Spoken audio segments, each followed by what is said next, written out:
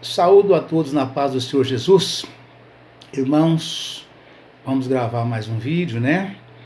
Mais uma mensagem das parábolas do Senhor, né? As parábolas do semeador, do capítulo 13 de Mateus, né? Encerra hoje aqui, estamos fazendo o último vídeo das parábolas aqui do capítulo 13.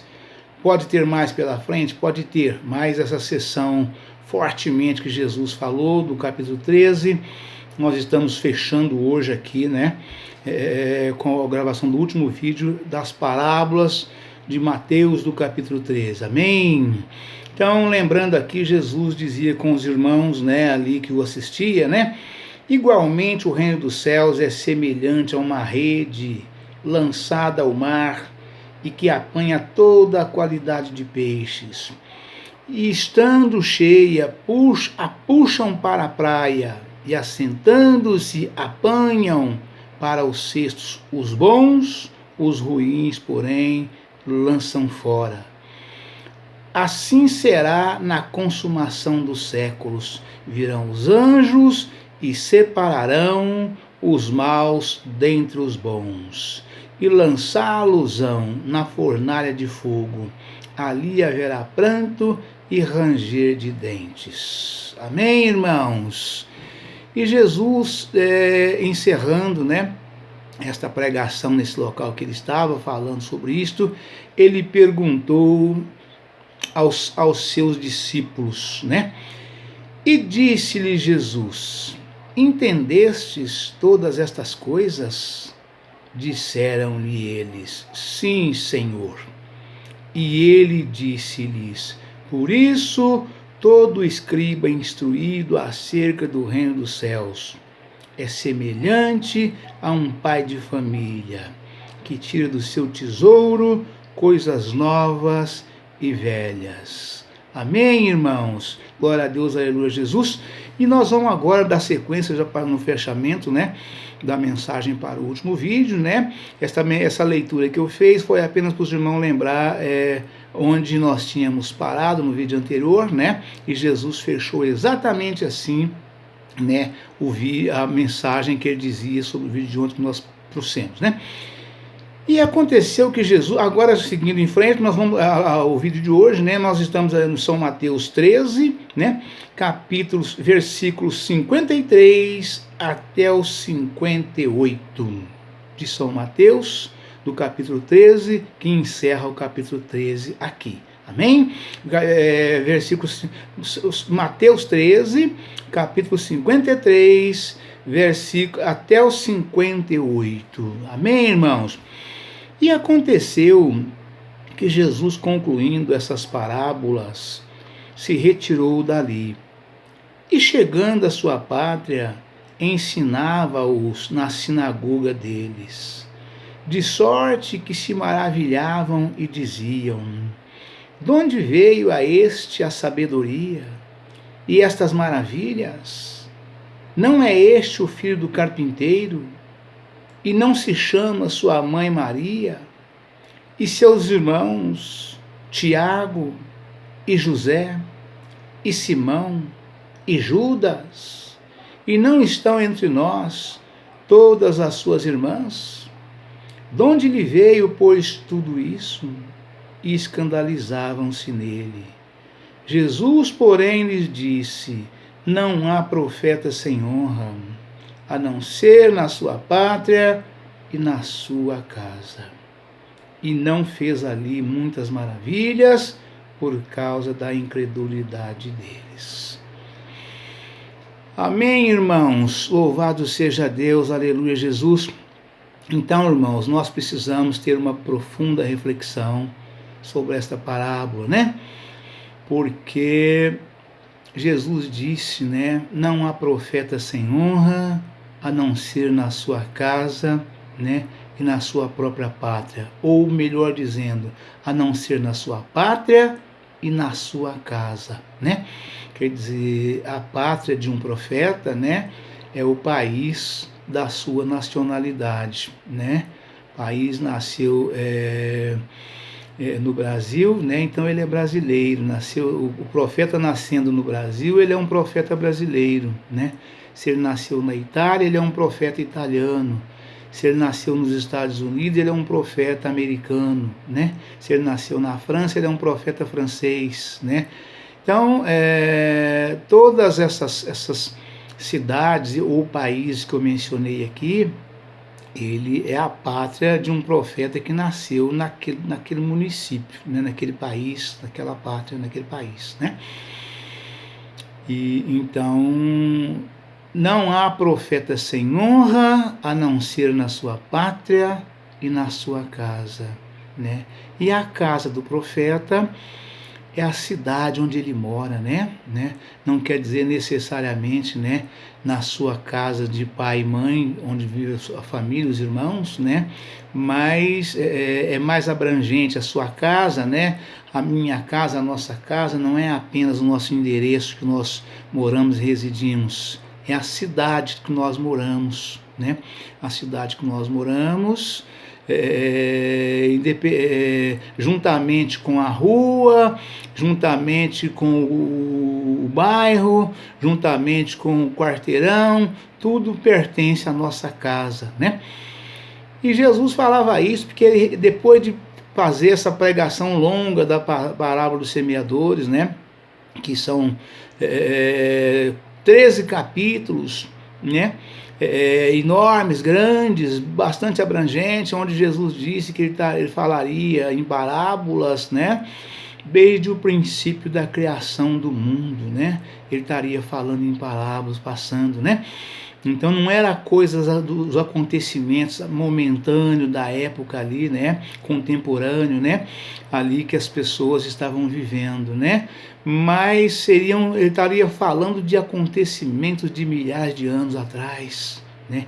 Que estaria vindo, né? Ele falaria em parábolas, abrirei a minha boca e falarei em parábolas, desde a criação do mundo, né? Então Jesus foi falando, né? E depois de ele ter feito, né, vamos dizer assim, uma grande turnê, né, por todos aqueles lugares que ele passou, levando a palavra de Deus, pregando a palavra de Deus, levando o evangelho do reino, né, o evangelho genuíno, real e verdadeiro, né, fundado por ele mesmo, né, o evangelho da cura, o evangelho da restauração de lares, de famílias, o evangelho das curas dos paralíticos, dos cegos, dos surdos, dos mudos, né? E depois dele passando essas coisas por todos os lugares, por onde ele passava, juntava a multidão e todo mundo cria, ninguém duvidava das coisas que ele falava e fazia, e ficavam maravilhados, e cada vez mais e mais juntando multidão, ouvindo, recebendo, ouvindo, crendo e recebendo, né? Porque nós, para recebermos alguma coisa de Deus, nós precisamos primeiramente crer, né? Tanto é que a palavra de Deus afirma que a fé é o firme fundamento das coisas que não se vê, mas que se espera, né? Então, antes de qualquer coisa, nós precisamos ter fé, precisamos crer. Eu vou lá e vou receber, eu vou lá e vou buscar, eu vou lá e vou fazer, eu vou lá e vou trazer, eu vou falar com fulano, ele vai me receber e vai atender o meu pedido, né? E assim é em todas as coisas, né? Então, por onde ele passava, por onde ele passou o tempo todo, pregando, as pessoas se arrependendo, entendendo, aceitando e recebendo, foi coisa maravilhosa, coisa tremenda, né? Assim, algo realmente extraordinário, né? Eu dizia, inclusive, na pregação de ontem, eu falava, quando os apóstolos de João chegou para João, os discípulos, João não tinha apóstolo, João tinha discípulo, quem teve apóstolo foi só Jesus, né? Então, os discípulos de João, né, quando Jesus começou a pregar, né, que ele reuniu os apóstolos e começou a crescer, né, os discípulos de João foram falar para Jesus os discípulos de João foram falar para o próprio João, né, que Jesus batizava mais gente do que ele, né, que João Batista veio, implantou, começou a batizar, né, na beira do Rio Jordão, né, arrependei-vos que é chegado a vós o reino dos céus, né, e as pessoas chegavam, ouviam a palavra, aceitavam, recebia, arrependidos dos pecados na hora ali, eram batizados. O início foi assim, né? E quando Jesus começou, que ele reuniu os apóstolos, ele também batizava na outra parte, separado de João, não era no mesmo lugar que João batizava, né? E aí os discípulos de João viram e ouviram e falou, aquele outro lá, aquele lá, eles nem sabia quem era Jesus direito, né? Tá batizando mais gente que você, né? E João disse para eles, né? É necessário que ele cresça e eu diminua, né? E por que Jesus estava batizando mais gente do que João? Por causa dos milagres, as pessoas chegavam em volta, ouviam a palavra, recebiam os milagres e eram batizadas, né? Jesus já fazia a obra completa, porque a obra de um pastor numa igreja, a obrigação de um pastor é esta. Ele prega na igreja, o pastor da igreja, ele prega na igreja, o anjo da igreja, ele prega, as pessoas ouvem a palavra de Deus, e no final de cada culto, ele precisa fazer o apelo para a igreja. Porque numa igreja, num culto, tem as pessoas que já são membros da igreja, que já são batizados, já são batizados e são membros do corpo de Cristo. E tem os visitantes. E os visitantes que vêm para ouvir a palavra e recebem de bom grado e entendem. Então, no final do culto, o pastor faz o apelo e eles aceitam a Jesus, né? E ali o pastor vai conduzir esse novo, aí passa a chamar de novo convertido, e esse novo convertido, uma vez aceitando Jesus, e começa a vir aos cultos diariamente naquela igreja ali, no dia que tem culto, né? Na mesma igreja.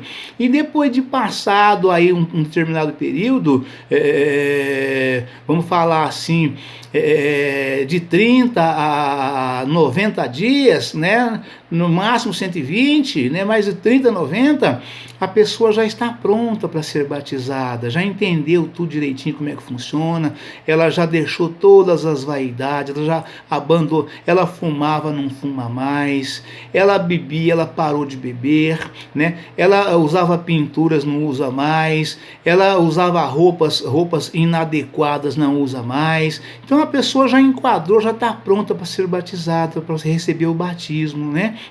E assim Jesus fazia, e as pessoas estavam sendo muita gente sendo batizadas, né? E aí foram falar para João, os discípulos de João, que Jesus batizava mais gente do que ele. E João diz, é necessário que ele cresça e eu diminua, né? Então, de modo, irmãos, que quando Jesus encerrou essa pregação toda da palavra do semeador, aí ele foi para casa, né? E chegando lá, os milagres continuaram, os milagres maravilhosos, e dos quais estão mencionados aqui, que disse, né? E aconteceu que Jesus, concluindo essas parábolas, se retirou dali e, chegando à sua pátria, ensinava-os na sinagoga deles, ou seja, na igreja deles. De sorte que se maravilhavam e diziam, de onde veio a este a sabedoria e estas maravilhas? Não é este o filho do carpinteiro? E não se chama sua mãe Maria? E seus irmãos, Tiago e José e Simão e Judas? E não estão entre nós todas as suas irmãs? De onde lhe veio, pois, tudo isso? E escandalizavam-se nele. Jesus, porém, lhes disse, não há profeta sem honra, a não ser na sua pátria e na sua casa. E não fez ali muitas maravilhas por causa da incredulidade deles. Então é preciso ter fé, irmãos. Nós não podemos duvidar. é preciso crer, né? Se aparece alguém na nossa pátria, no nosso país, na nossa cidade, realizando coisas maravilhosas, né? Então, de modo que nós examinemos e vejamos o fundamento daqueles acontecimentos, se provém de Deus. Como diz a própria palavra de Deus, examinai os espíritos para saber de que espírito vós sois, né? Então, de modo que Jesus fazia milagres maravilhosos, mas ele não fez. A palavra de Deus afirma que na terra dele, onde ele nasceu, ali na cidade, né, ali na pátria dele, ele não fez muitos milagres por causa da incredulidade. Então vocês vejam que nós precisamos ter fé, né? Quando nós estiver precisando de um milagre especial, né, é necessário nos humilharmos, né, e pedirmos com fé e crer que vai receber. Né? Se humilha, peça com fé e creia que você vai receber, que o Senhor te entregará o seu milagre, tá bom, irmãos? Deus abençoe, um forte abraço e a paz de Senhor Jesus. Estaremos de volta amanhã com um novo vídeo em nome do Senhor Jesus. Amém?